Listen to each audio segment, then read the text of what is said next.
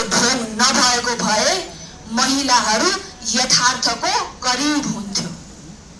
मान मर्यादा र अपमान जस्ता ढोङ नभएका भए महिलाहरू यथार्थको करिब हुन्थे। इसका मतलब ये जो यथार्थ है, महिलाओं को इन मान मर्यादाओं से, झूठी मान मर्यादाओं को स्त्री को बहन करने की, स्त्री को उसे स्वीकार करके चलने की आवश्यकता नहीं है। वो उस चीज को पहचाने, क्या उसके लिए उचित है और क्या उसके लिए अनुचित है। इस चीज को वो अलग करना चाहती हैं कि लड़कियों में ये शिक्षा आवश्यक है। उसके व्यक्तित्व विकास में जो चीजें जरूरी हैं उन्हीं चीजों को वो अपनाएं। ये नहीं कि ये पितृसत्ता हमको निर्देश देती है और हम इन्हीं चीजों को स्वीकार करेंगे, ये बाध्यता उनके पास न हो।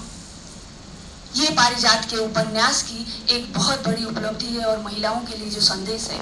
और तीसरी बात मैं ये कहना चाहती हूँ कि पारिजात ने भारत में भी उन्होंने जो देखा 21 साल के भीतर में कि जो उपनिवेश सत्ता थी उस समय भारत में, किस तरह से वो अंग्रेज जब घोड़ों पर आते थे दार्जिलिंग के उस लिंगिया चाय बागान में जहाँ वो जन्मी थी, घोड़ों पर आते थे तो महिला जो अच्छी दिखती थी, अच्छी लगती थी, उसको घोड़ों पे बिठा करके ले जाते थे।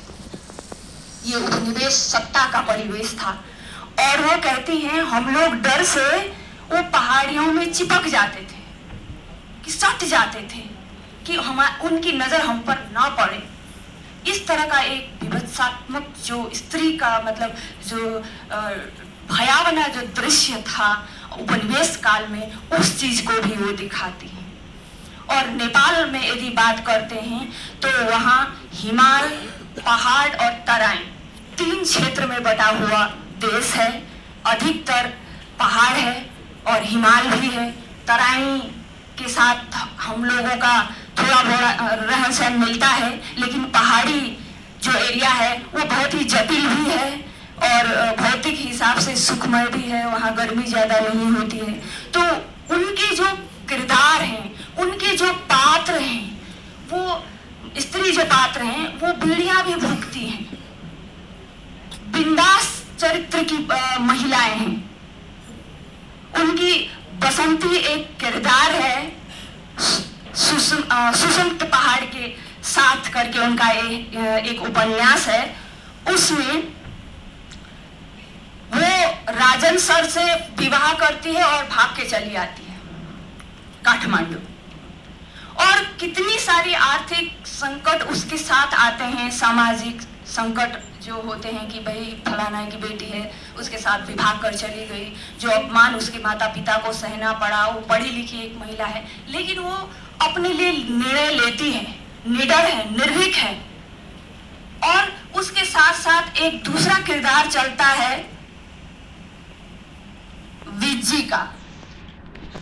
ये उपन्यास है परितव उसकी मासूम से आंखों को भांप लेता है और अपने मित्र से कहता है तुम्हारे यहाँ जो काम करने वाली लड़की है वो मुझे तोहफे में दे दो।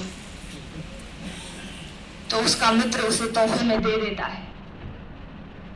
जैसे ही वो घर ले जाता है वो देखती है कि एक गरीब लड़की, इतना आलीशान घर है, बिस्तर है, खाना पीना सब पाकर के वो जल्दी युवा हो जाती है। उसके बाद उसे लगता है ये मेरा पिता है, पिता से भी ज्यादा, जो मुझे इतना मतलब मेरी सुरक्षा के लिए तैयार है, मेरी रेख देख करता है, मेरे लिए सोचता है, ये मेरा पिता है। और वो इसी उसके पिता होने पर वो गर्व करती है। और एक दिन जब वो सोई रहती है तो विनोद यादव उसके कमरे में जाकर उसके कौमारत्य का भंग कर देता है। तब उसके मन से वो भ्रम टूट जाता है कि ये संबंध जिसको मैंने इतना आदरणीय माना, जिसको मैंने देवता के स्थान पर रखा, उस आदमी ने मुझे इसलिए यहाँ वो आदमी लेके आया। और वो मौन रहकर एक कोने में बैठ जाती है, महीनों तक बात नहीं करती, खाना भी नहीं खाती। इसके बावजूद भी उसका शोषण देखिए, वो अपना शोषण तो अपना तो करता ही है, लेकिन अपने दोस्तों के साथ भी उसको शेयर करने लगता है और उनसे पैसे लेने लगता है। वो जब भागने की कोशिश करती है, भागते भागते वो उसी बसंतिया के पास जाती है जो अपने मतलब समाज से विद्रोह करके आई है, अपनी मर्जी से उसने विवाह किया है और उसके पास जाती है और कहती है कि मुझे बचाइए ना। तब वो उसे बचाने की कोशिश करती है कि ठीक है तुमको हम अपने घर में शरण देते हैं। फिर एक दिन आकर के वही वो विनोद यादव उसको किडनैप करके ले जाता है और फिर उसका शोषण करके एक दिन पता चलता है कि बागमती नदी को पुलमा खसेर बीजी को मृत्यु भयो, आत्महत्या कर ली थी। इस तरह का जो समाज है स्त्री को भ्रम में रखता है, स्त्री को प्रलोभन देता है और उस प्रलोभन से स्त्री कैसे बचे, ये इस तरह की बातों से वो महिलाओं को सजग कराती है। ये चीजें आप लोगों को देखनी है, परखनी है। आपके आसपास ऐसी घटनाएं घट रही हैं,